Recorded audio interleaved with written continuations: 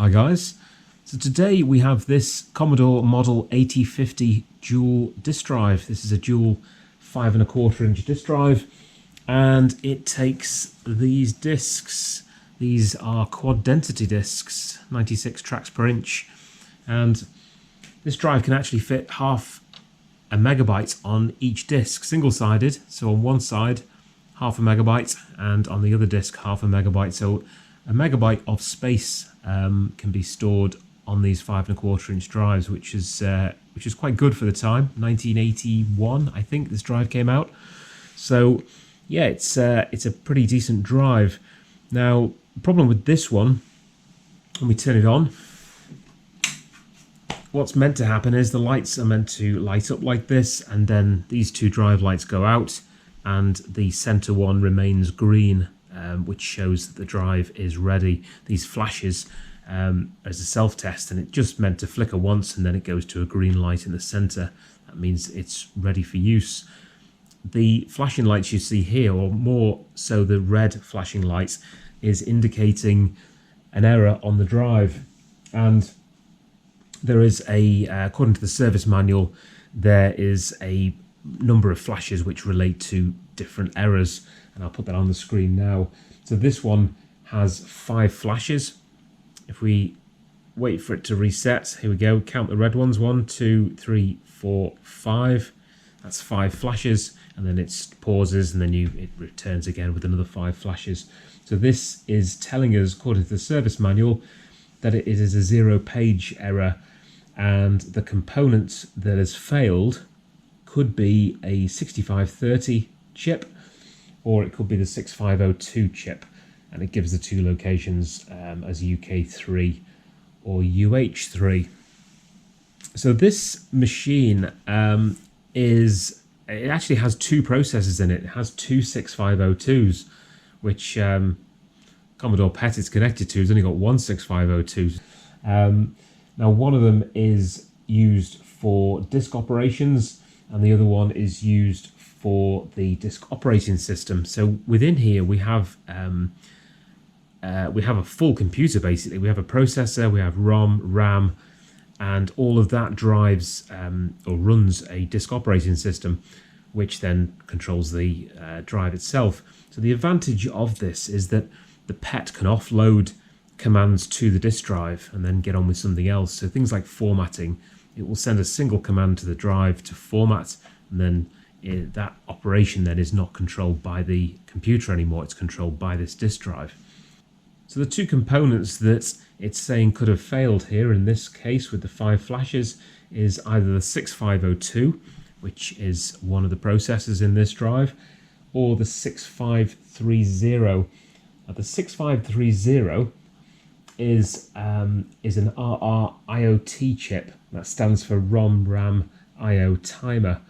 So that chip does have the ROM code on here for this particular drive. So Commodore made a number of those chips, quite a few in fact, and each one was dedicated to a particular device.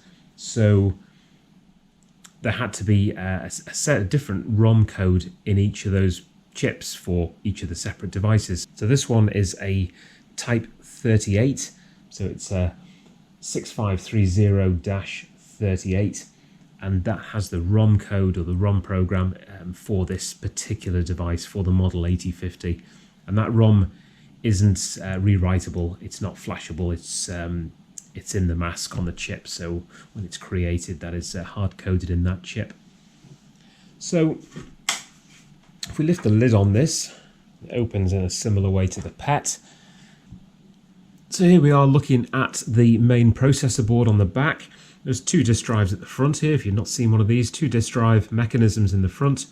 One of them has the analog board screwed onto the top of it. So this analog board takes the signals to and from each of these disk drives for both of the drives. So it's basically split down the middle, half for one drive, half on the other. And then this is connected back to this board, which is the digital part. So as I said, there are 2 processors in here. There's one here, there's a 6502, and there's another 6502 here. This one is for the disk operations. So this one controls the disk operations here, and these two here, this one is 6502 processor, and this is the RRIOT chip.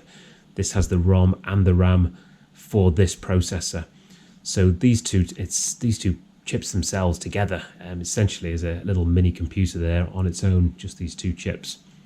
Now, according to the 5 flashes, it is 6502 or 6530, and it gives the locations as well, so we know which processor it is. This one is UH3, and that's the one listed in the service manual, so it's saying that this processor is the faulty one. Now, the service manual suggests that if the LEDs come on and stay on, then the other microprocessor is at fault. So it's UN1, which is this one. So an easy test here to see which processor has failed. I mean, we know it's probably this one because the 5 flashes is saying that it's this chip. But if we replaced these one from the other, and assuming this one was working and this one wasn't, and we switch them over, then when we turn it on, we'd expect to see the lights on permanently. So that could be a quick test. If I don't have a service manual and I'm looking at boards like this, especially a processor, so if I was checking a 6502 and I wanted to check just to do some quick tests to see whether the thing was alive or not, these are the pins I would look at on this particular chip. There's VCC and VSS, so I would check that those were present on the chip to start with. Then the next thing I would probably look at is the clock, because the processor is not going to do anything with a clock input, so I would check that. And then I would look at the reset line. So on this particular chip, on 6502, it's the reset line has a line above it. On the pinout, you'll see a RES or reset with a line above, and that means it's reset when it is low. So if the voltage is low, if it's 0 volts or a low logic on that pin, then it is in reset mode, and all the time it's in reset mode, it can't do anything. It basically stalls the processor. So when it goes high, that's when the processor is able to do its job. So if you probe this pin 40 on the chip, turn the machine on with a working processor, you'll see it start off low, and then after a second or so it should go high, and that indicates that that reset line is working correctly. Other than that, what I would do if all of those were working, we had supply voltage, we had the correct reset line, we had a clock input, what I would do is probe some of the address lines and some of the data bus lines just to see if there's any activity there, because if the process is alive, it should be trying to execute some code on startup. So I would check to see whether there's any activity on those lines. But in this case, we've looked at the service manual. It's saying that one of those chips is faulty. Now, I do have a spare 6502. It's here. So what I'm going to do is just take this out of the packet, and we'll start off by replacing this processor, and we'll see what happens. Now, the service manual says it could be this or the chip next to it, which is the RRIOT chip. So it could be either of those. We're not sure yet. I'm not sure whether you can see on the video there, but this model number, this part number on the chip doesn't match what I was saying before from the service manual. So the service manual says it's a 6530 chip. And for this particular machine, it should be a 6530-38 chip. Now, in this particular device, this chip is not labeled 6530. It is labeled 901483-03. Now that is a genuine MOS. MOS is Commodore's semiconductor group name, but you can see there it is labeled MOS, so MOS, but the part number on there, as I said, it's 901483-03. And there is a table online showing those part numbers and what the associated IC type is. I'll put that on the screen as well. So this particular chip is a 6530-38, but it's labeled 901483-03. And according to the chart, it has DOS, Disk Operating System 2.5, installed on that in the ROM. and that is solely for use with these 8050 drives with the Micropolis mechanisms. So that's the drive mechanism. These mechanisms are made by a company called Micropolis. So if it had a different drive type, or if it was a different unit itself, that this chip would have to have a different ROM in it, and it would be a different part number. So what we'll do now, we'll swap out this with the processor that I've got, and we will give it a try.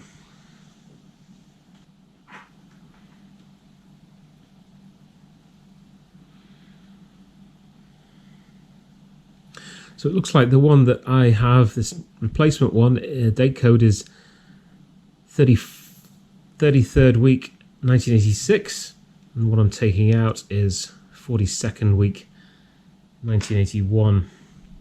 So let's get this one fitted in, and we can give it a try.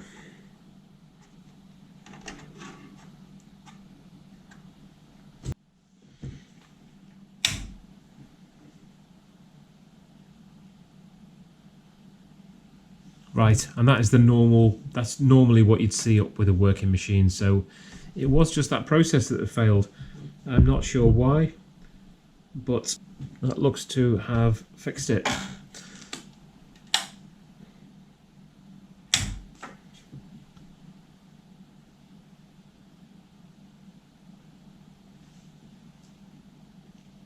So what I'm going to do, we'll test this, we'll hook it up to the PET, and we'll give this drive some commands to run a disk. What I'm going to do, I'll just show you also the probe procedure that I was going to do with the oscilloscope. It just might be useful if you're trying to troubleshoot one of these processors, and you can see what to expect on the scope. So I have the scope grounded out on one of the ground terminals, and we can probe the pins on this processor. So the first thing I would check is the supply voltage. So that is VCC, so that is pin 8. So 1, 2, 3, 4, 5, 6, 7, 8. And this is showing 4.7 volts. VSS, which is the ground, that is not going to show anything on here. So that's this pin here, that's 0. And pin 1, 0. So we know our supply is good. The next thing I would check is the clock input. So that's pin 37. So that is this one. And it's showing there frequency of 1 megahertz, which is correct for this particular device. And the last thing would be the reset line. So I need to turn the machine on and off to check the reset line, but if the processor was dead, if the processor wasn't doing anything, and it should be, check the reset line, because that could have been held, it could have been held low, which would mean that it wouldn't operate. Now, if we put it on here, I can see that it is the supply voltage, it's 4.5 volts. But if you watch that oscilloscope when I turn it off and on, so I'll turn it on, and as soon as I turn it on, it should be low, and then you'll see it go high after a second later. Which is what I'd expect. So, turn it on, low, high. So that is correct. The other thing, as I said before, would be to check. You could check data lines and address lines to see if there's any data on there. So let's just pick one of these data lines on this side. And we can see some activity there.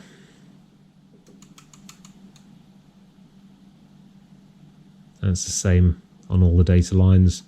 If we go to the other side, we should see data on the address lines as well. And there we are.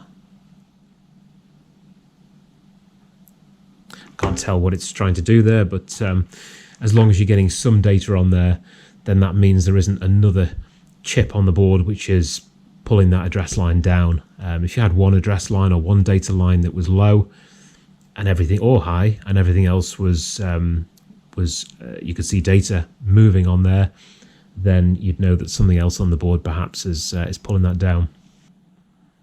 Hopefully you've found this video useful and enjoyed watching it. If you have, please give it a like for me, and I will see you on the next one.